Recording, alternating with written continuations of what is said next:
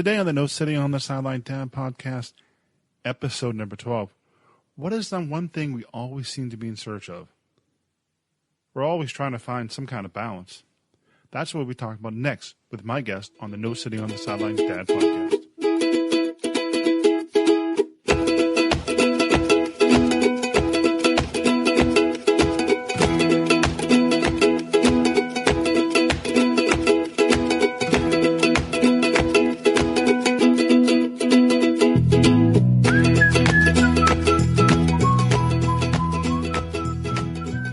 Episode No Sitting on the Sideline Dad podcast. Hey, my name is Joel Foley. I'm a dad and a parent and adult, but just like you. And I want to say thank you for being here. I know as a dad and a parent, time is limited, so you choose to spend time with me. It means a lot. We're all crazy busy, especially being this time in this world and society with smartphones and laptops, and we're just very busy people. This is a podcast about having a conversation what it means to be a dad and a parent. The topic is related to being a dad and a parent. This will be a weekly podcast dedicated to have a sense of community, interviews and topics about being a dad and a parent and an adult. Well, I'd say adult, but I mean, we're all going through the same issues. I love being a dad and a parent. I know the dad stuff, parent stuff's not easy. I'm not an expert. I'm just a dad on a journey, just like everybody else trying to figure out this crazy life of being a parent and a dad one step at a time. On today's podcast, I have a great conversation with author and professor Russell Clayton. We talk about all this searching for that work. We talk about work-life balance. Also talk about his book that has to do with work-life balance, and it's called In Search of Work-Life Balance, a small book with faith-based approach to large problem. And it's something I think it may be a large problem. So let's jump right into the conversation. Today on the podcast, my guest, Russell Clayton, author, speaker. His favorite role is being a husband and a father. He's also a thought leader on self side of management, including work-life balance, emotional intelligence, leadership. Russell has written and been quoted in many popular press outlets about this topic. Welcome, Russell, to the podcast. Joe, glad to be here, man. I noticed the book or the topic we're talking about tonight is work-life balance. How did that come about? You know, as an academic, Joe, as a college professor, I have to do research as part of my job. You know, so not only do we teach, we research, and so I've always had the thought that if I'm going to research something, I might as well do something that I perceive to be important. And I noticed very early on in my working life, you know, when I graduated from college and started working in, quote, the real world, that, it's very easy for our jobs to get in the way of our time with our spouse, time with our kids, time with our friends, time with our parents, whatever the case may be. So that's kind of been, you know, what I've tried to tackle as one of those nerdy academics. And do you think it's a big problem, a large problem that most people have nowadays, where everybody's so busy with their smartphones and laptops and stuff like that? Yeah. Oh, yeah. I think you're right, Joe. I've seen stats are everywhere. We're a stats-heavy culture. But I saw a stat from a Gallup poll where 40% of Americans, so that's almost half of Americans, are working more than 50 hours per week. And now that doesn't necessarily mean that those 40% have work-life balance problems. But what it tells me is that as a society, we're working a whole bunch, which means if we're working a bunch, we're probably not spending that time with those people who are important to us. And then a second stat, and I actually just saw this one yesterday. Oh my goodness, it was something crazy, like 70% of millennials. So that's a generation a little bit younger than me and you, but 70% of millennials say that their work-life balance is terrible. So, I think you're right. We as a nation, and I'm assuming most of your listeners are here in the U.S., we're pretty bad at this work-life balance thing. It seems like it's almost like a rat race. We want to do really well at our jobs, and and we put more and more hours in, and it just doesn't seem feasible. You're right. There's a quote, and I actually used this as the preface of one of the chapters. It says, and it's from Lily Tomlin, but it says, if you're in the rat race, at the end of the day, you're still a rat. And I thought that was a great little quote, a little bit of humor to it. But you're right. We put in that extra 5 hours, that extra 10 hours. And for some people, that makes a huge difference.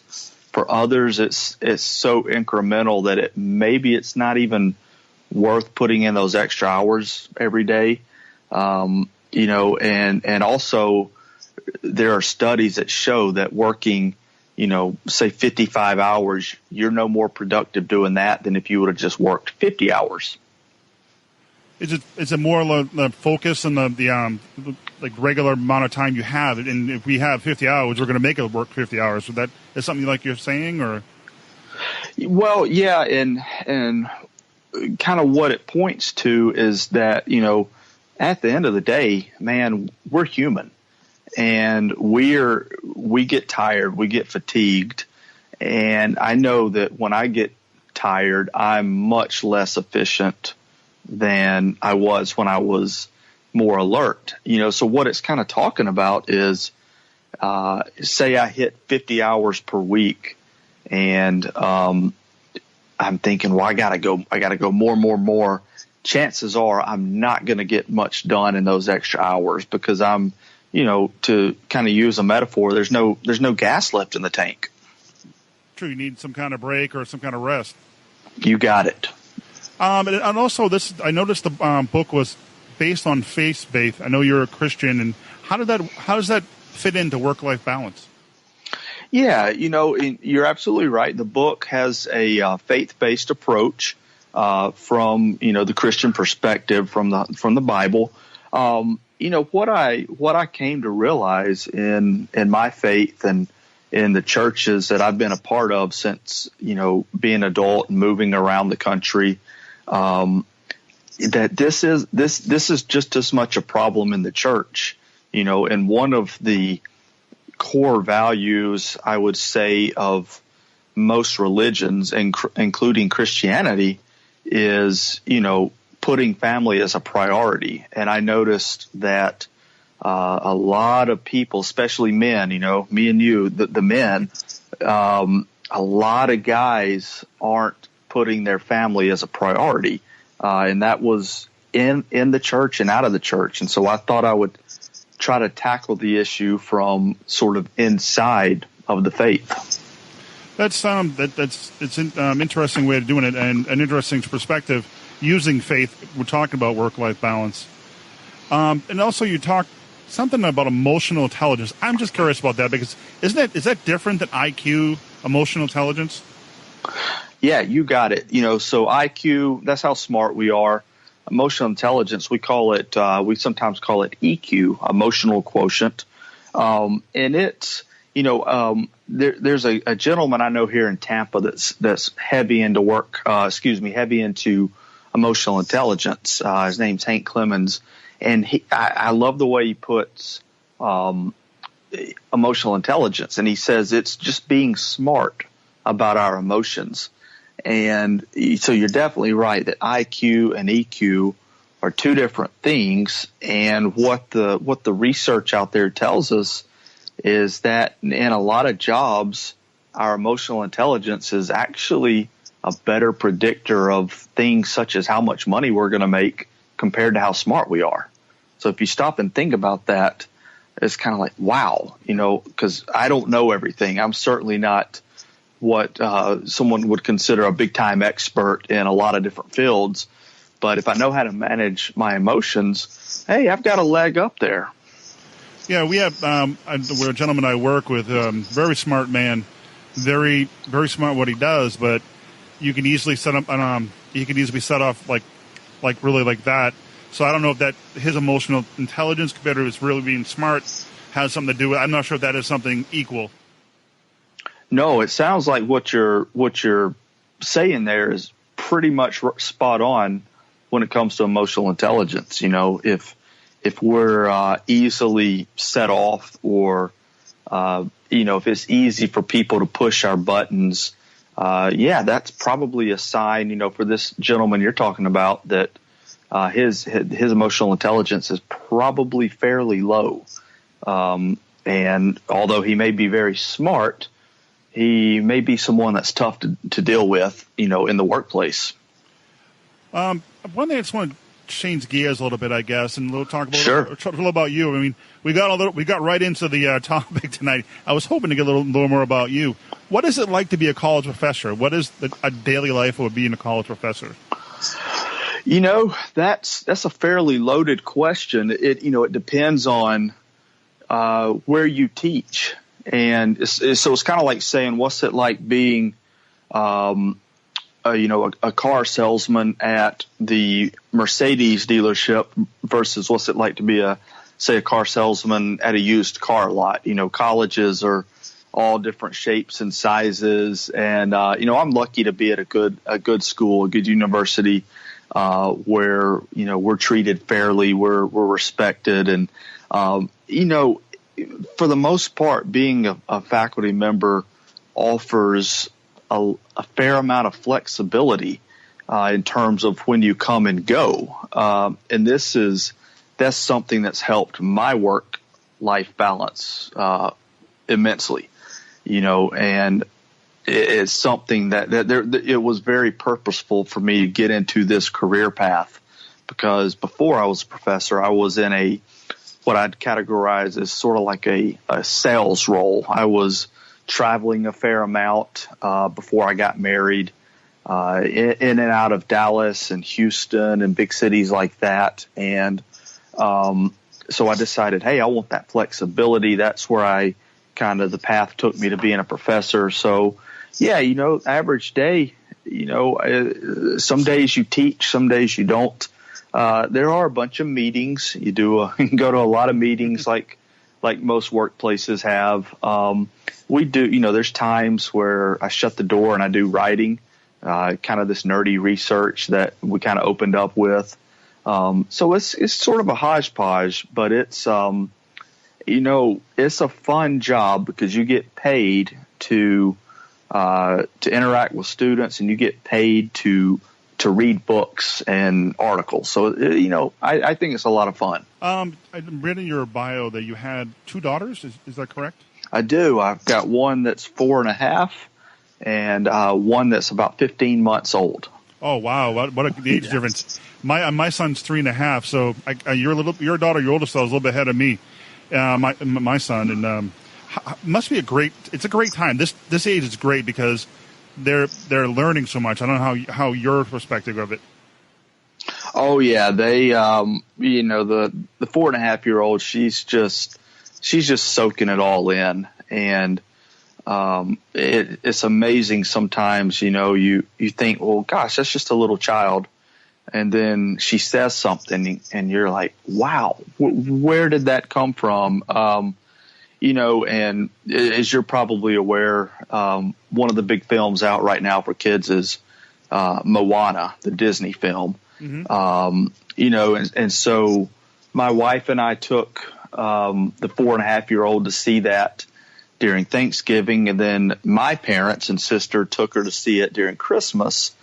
So that's 2 times that she's been exposed to this movie that's, an hour and a half long. And she comes into the kitchen the other day and just starts reciting some of Moana's lines. And, we're like, that's amazing. How does she remember that after seeing it twice? They're like little sponges. Oh, yeah, you're exactly right. And it's funny because I'd seen one time when I had to work late one evening, and then I come home and my son's already in bed. The next day I'm like, he's already changed like one day. Oh, yeah. Yeah. There are those instances where it's just like a light switch. It just flips, and they're different in some regard. How is your feelings of being a dad? What is your take on being a father? Oh, I love fatherhood. As you mentioned kind of up front, that and husband are that's tied 1A and 1B as my favorite roles. It's is it challenging? Sure. And you know that. I'm not telling you anything you don't already know. And are there times of frustration? Sure. And those times usually come when you're trying to get them to go to bed or, get them to behave or something. But yeah, it's they're at that cool age, like you said, where, they want to sit in your lap and, they want to be your buddy and, you're kind of like the hero. So yeah, being a dad's great. It really is. I guess that's a good way to segue back into some other question I was really interested in. And these are a few things from the book that I thought might be a good thing to talk about. How about time management? That being a father, we have time management. I mean, that goes along with being a father. Yeah, you're right. And gosh, out of all the chapters in the book, that's one where I, really have to lock in and kind of come back to some of those principles, and Joe, I should have said up front, all the things in this book are, I wrote it almost as much for me as I did for anyone else as a reminder. But yeah, I mean, time management is critical, and it's not always in the sense of, can I do, like in the book, I talk about not multitasking, and that's something personal for me. I can only do one thing at a time. I'm not very good at multitasking. That's one thing. But another thing is just learning to say no.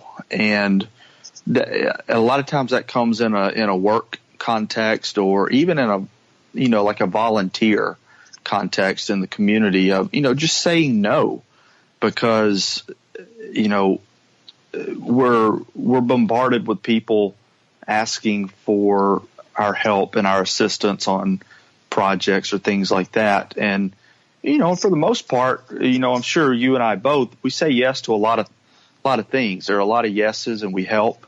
But sometimes we just got to say no.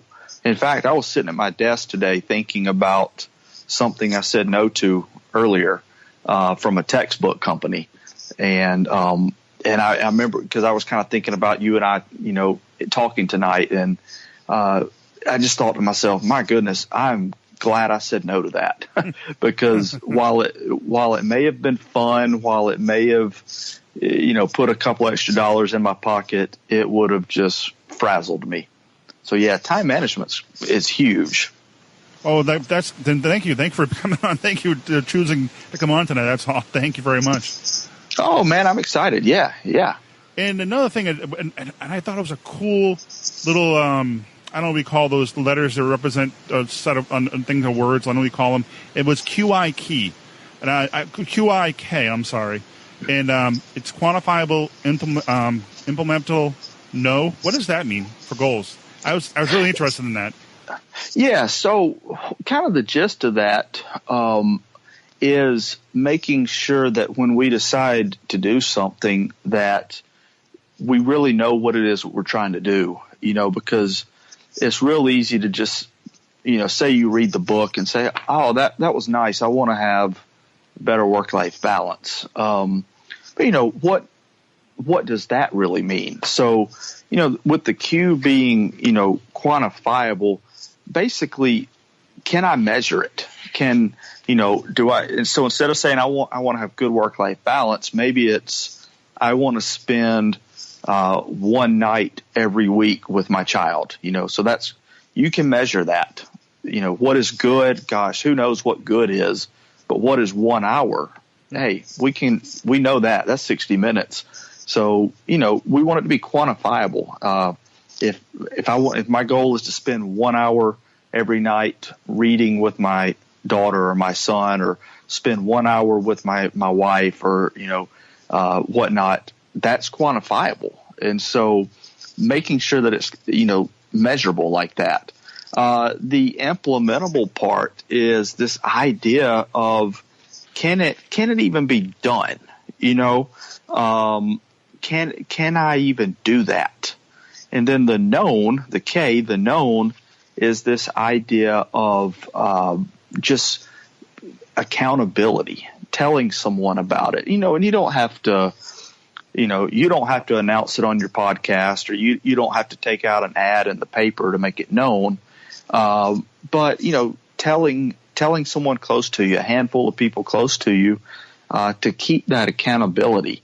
And the thought about the known, the K, came, I heard a guy one time from an Eastern European country, and he was telling me that kind of in his culture, in his little town, if you were going to do something, you went to the city square and kind of announced it.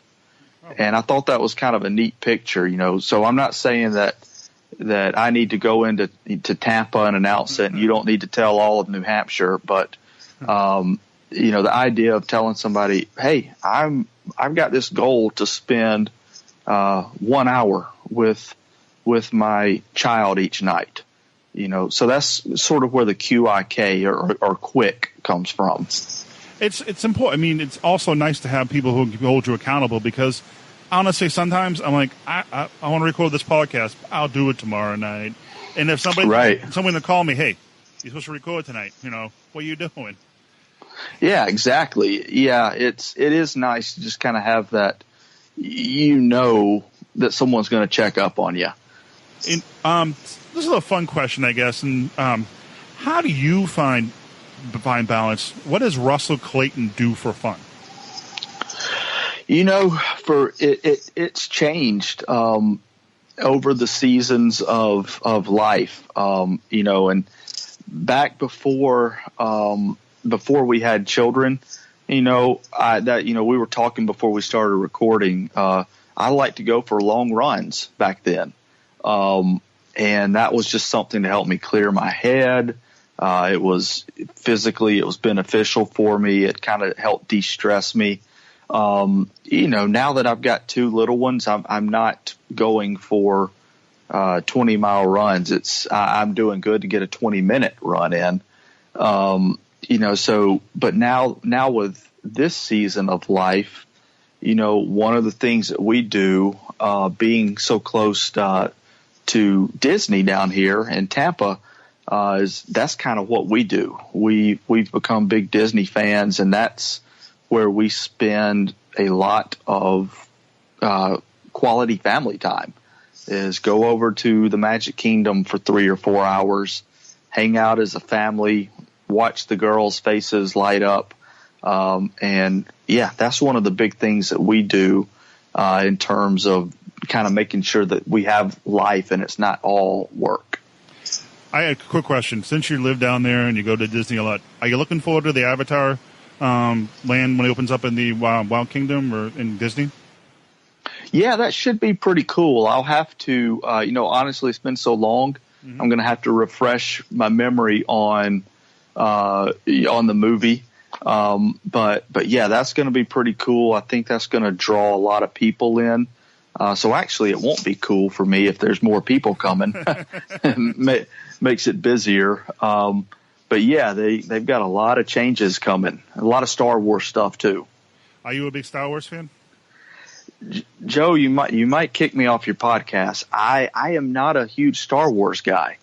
I honestly don't even know that I've seen a single one of the movies all the way through.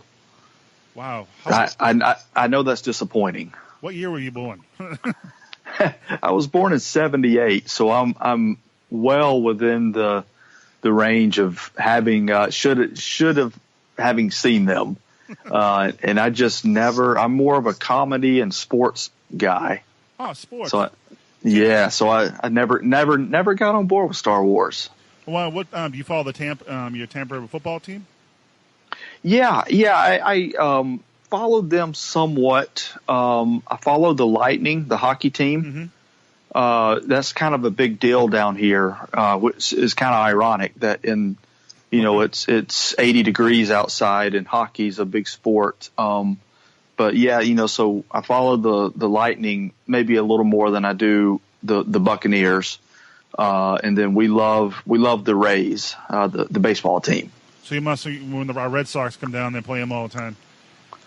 Yeah. I was there, guess it was Not this past season, but the season before when Ortiz hit, I guess it would have been $4.99.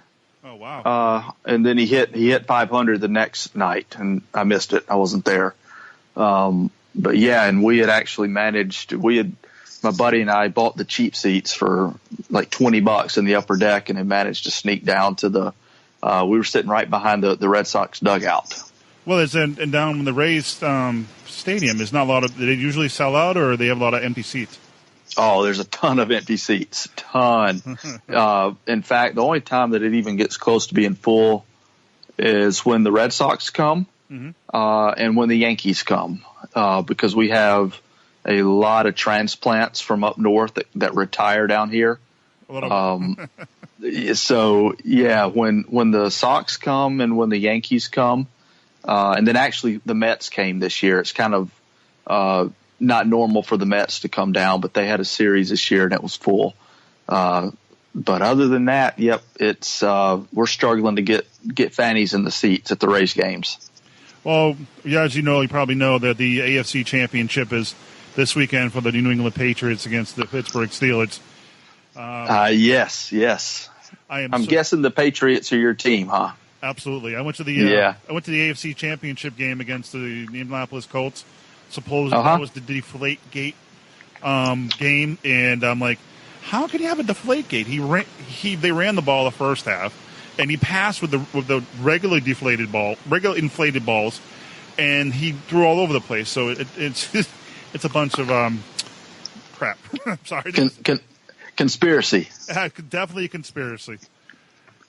But well, I think your Pats got a good chance of going all the way this time. I hope so, because it'll get exciting, and hey, it'll definitely be exciting.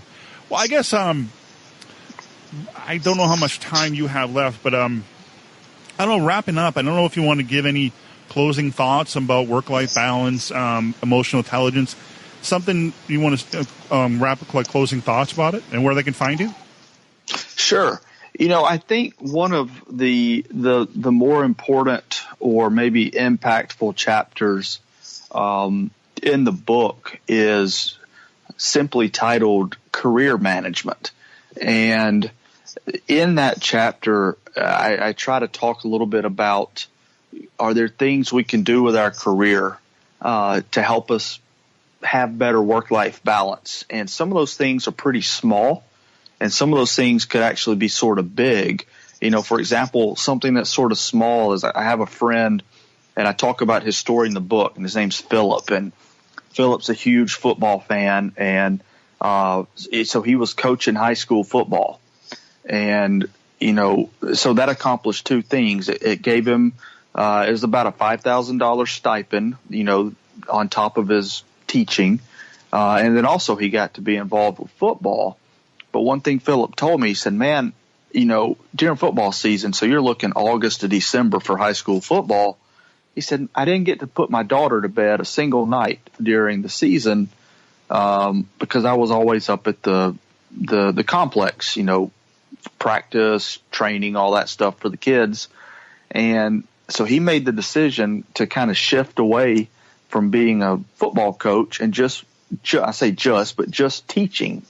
His normal high school teaching. And, so he was out about $5,000, and he was out something that he was passionate about, which is football.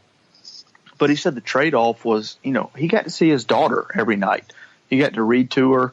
He got to live the dad life. And so that was kind of the career management for him was, a fairly small shift, but big enough that it resulted in him spending more time with his daughter, and then there are big shifts. I talked earlier with you about I was in a sales type position, and I wanted to have more flexibility and get off the road from traveling. So it was a pretty big career management shift for me because I gave up a good paying job and went back to school full time, which meant I wasn't getting a salary. All so that I could get what I needed to be a professor. And so, that was a pretty big shift. So I think that's one of the maybe more important chapters, and maybe a chapter and a topic that people that would pick up a book on work-life balance wouldn't necessarily expect, is this career management thing. Where can they find you, and when you name your book? Sure. Again, the book is In Search of Work-Life Balance, and the best place to go is to Amazon.com. And the paperback is $6.99. The Kindle edition is $2.99. If you're on Amazon, the best thing to do is just to plug in the search, In Search of Work-Life Balance. Or another route to get there is simply go to my website, which is russellclayton.net. Remember, there's 2 L's in Russell, so russellclayton.net. And right there at the top is a link that says, buy the book here. Click it, boom, you're going to go to Amazon. And, if you're Amazon Prime, you're going to get the free shipping and all that. So for $6.99, it's a steal. Absolutely it's a steal for $6.99. It's a great book. Well, I want to say thank you, Russell, for being on the podcast, and I really do appreciate it. It was a great talk, and stay warm. Try to stay cool down in Tampa, Florida. Yeah, we might have to turn the air conditioner on here after a while. And you stay warm and go Pats. I don't have a dog in the fight, but I'll pull for the Pats since I know you got your heart into that. Thanks, Russell. Have a good night. All right, Joe. Take care, man. Well, that's all I have for this episode. I want to say thank you for joining me on the No Sitting on the Sideline Dad podcast. And I want to say thank you for Russell being a guest on the podcast. I really appreciate it. I know work-life balance is something we all struggle with. I do. We can choose to make more money. We also can choose money for time. What are we sacrificing? I know as a parent, and especially if I don't see my son for a day or two, how quickly it grows. It's like every minute something changes. And I wouldn't want to miss that for a few hours and extra dollars at work. I mean, money's nice. Nice to pay bills and feel comfortable, but I guess I don't want to miss out on anything.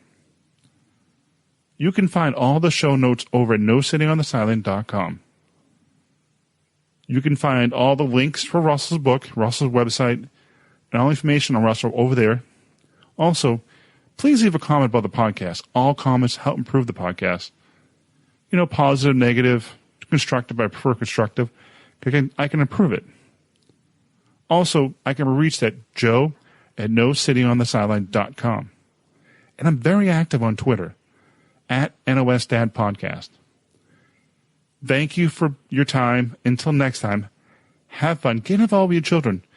Give them a hug and tell them how much you love them. That few minutes with them means a lot. Until next time, take care. God bless. See ya.